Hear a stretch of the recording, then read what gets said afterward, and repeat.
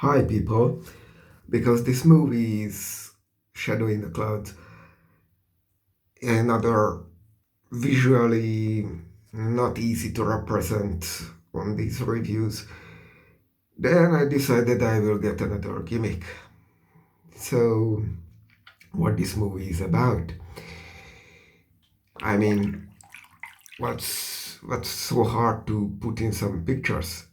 This is a one location movie. The poster is very deceiving. I don't like wartime movies, especially World War II. It's too much holocaust. But this is just using it as aesthetic so they can put the entire crew on a VV2 bomber, maybe fighter bomber. It's one of those.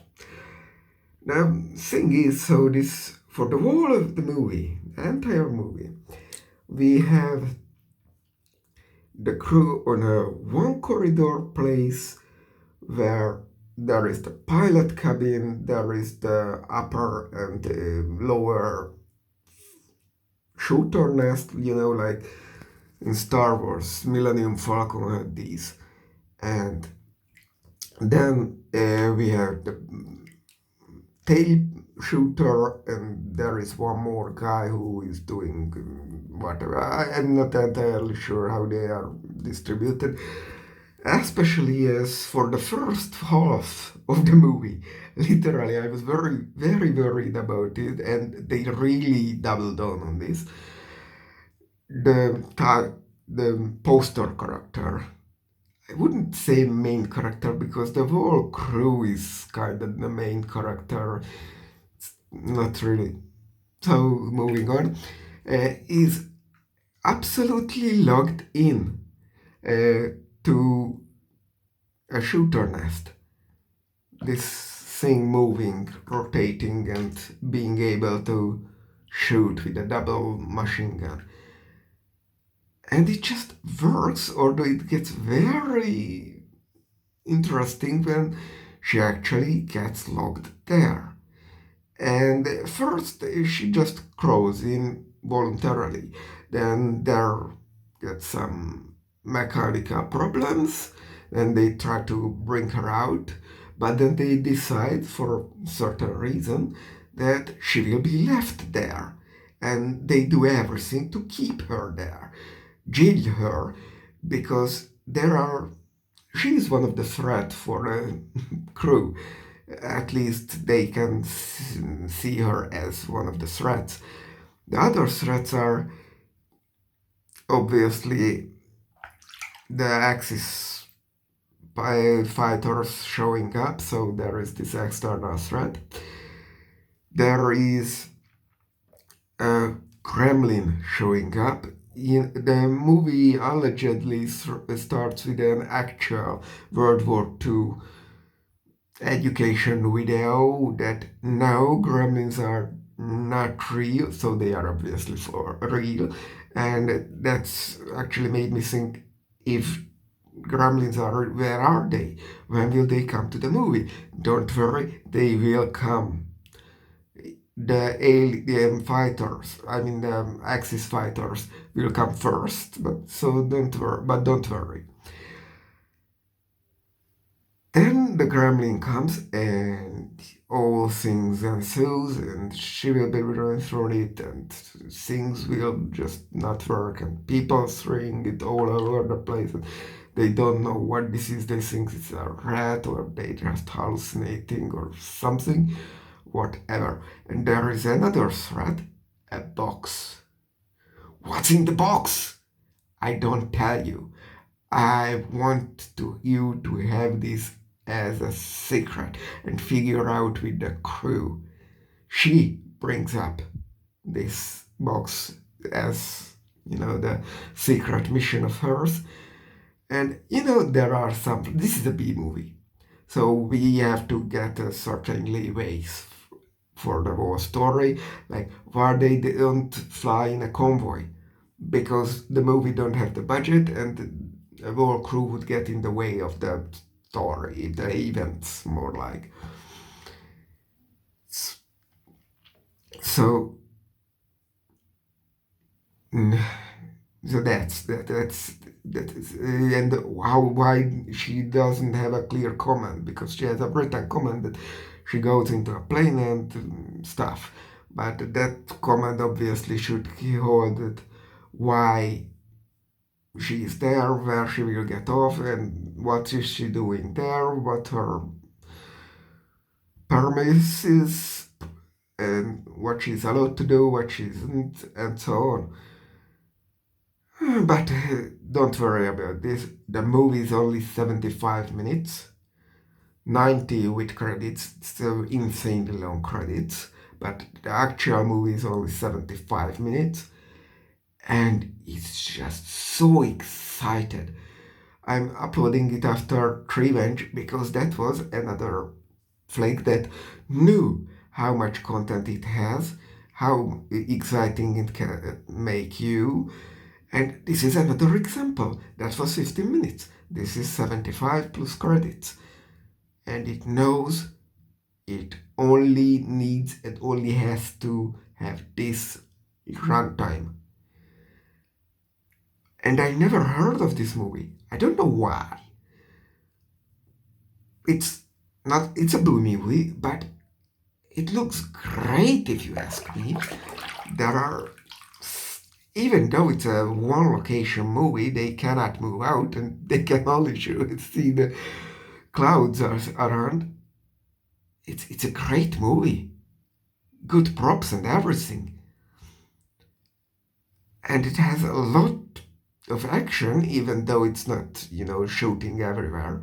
It has a decent amount of action on the plane. They have side armors and the panic ensues, and like the internal chaos, and we have only three uh, enemy pilots, and that's distributed so much that you maybe forget too. I kept track of it, and yes, they shot down all three, and there was only three. They were promised three. The audience were promised three fighters, and there were three fighters. And at the end, one of the characters reminds the audience that yes, that was all the fighters. We actually free of the threat, all of the threats. We have plenty of threats in the movie, and yes, we are free of all. And the ending shot. This movie has very good directional and just placing the characters in the everything. That's arranging the characters for a final shot. It's looking up from down of a hill to the top of the hill, and we see all the surviving characters, and that must be symbolizing something, you know. And when you think about it, all these people, what we have, a bunch of World War II veterans, let's say that, even though they are only 30 or something, they are over very bad war, over a lot of fights, and you know and they are assholes technically. But when you look into the movie, when you realize that they don't just are a bunch of racist anti-women assholes, they are just produce of their own time. And that's one of the greatest point of the movie, another greatest point of the movie. That, yes, but they are just doing their jobs. When it comes to that, they are doing their jobs, despite they being racist assholes. When only the second pilot, the side pilot, remains, who is a black guy, and they called him Monkey, what would probably happen in World War II. Okay, a monkey is flying around with us. A monkey is flying the plane. But they let him and help him and try to save him from the gremlin and the Axis pilots. Yes, and with excitement, or when they all are angry because there is a woman on the plane and she brought this box and they are attacked with everything and the monster and the planes, and it's just too much. But there's the angry guy, who hates everything and everyone, and he is actively trying to sabotage the mission of this woman just because she's a woman, and grabs the monster, grabs the gremlin, and throws himself out of the plane to save the whole crew. And the woman who is in immediate danger, he dies a heroic death just for this woman. That's that's because they are the product of their own time. They are not inherently evil. They will do their job. And that's the only thing I wanted more of this film. The tail pilot, he's like the sole remaining gunner for they have, and there is more Japan pilots there coming to them, and there are three uh, gun he can stand, and he is shooting, yeah, and whatever he dies in next minute. But I wanted him to turn from one gun to the other, following the plane. That would have been 100%. Now this is 99.9 for me, or it's an 8 out of 10. This is a movie that, when you think about it, there is so much more into the character building and, you know, showing, not telling. Like, there is, of course, we have one who is nice with the woman, but it has a reason for being nice. He is selfish. In the end, actually, he's selfish for it. He's not just because he's a good guy. He's not the white knight. He's a white knight because he has a reason to be the white knight on the plane. White knight of the group. He would be the total jerk. He would be equal. He is equal to the others. But he has a reason not to. And you will figure it out. If you watch this movie, you should. It's really just a short movie, like back in the good days, and it's full of stuff crammed into it. But you don't feel it just moved on. It's not getting boring. And no, it uses its runtime for things to happen. And it's a bunch of show, don't tell. Yes, like, yes, we have a female protagonist. I wouldn't necessarily call her a protagonist. Ripley was more of a protagonist than Alien, but you know my meaning. And she is not a traditional beauty, but she's not a girl boss, that 100-pound girl, 50 kilogram, very thin and good for nothing model.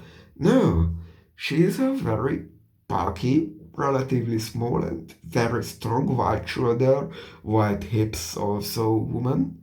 So it's not a bodybuilder or model figure, body shape, but I love these. I think they are beautiful. And just like Joy King in The Princess, maybe people are not really want their models or something, but it's like Vasquez in Aliens. She's not traditionally nice, but back to the point, she is not a girl boss character. She's a female protagonist, but she is not the protagonist because she is female. The movie has a point for it. She has the knowledge how to drive a plane. She has the knowledge how to shoot the machine guns. She has the knowledge to carry out a top secret mission. She holds her core together. She only does her job as a World War II Air Force member. And think about all this when you are watching the final shot, which arranges the surviving crew members to show them and emphasize what happened. And it's yes, we survived this and we are living our life to the best of it. I spoke, I just see the timer. I spoke 15 minutes. This would really worth editing, but I won't because I said though this will be a 5 to 10 minutes video, probably 7 to 8. But I had things to tell and I will not edit it. Was an unscripted rant. Do what you want with it. I'm sorry it took 15 minutes. It's really overdue. But I wish people had talked more about this movie because this has stuff to talk about it, both technically and in general. Bye.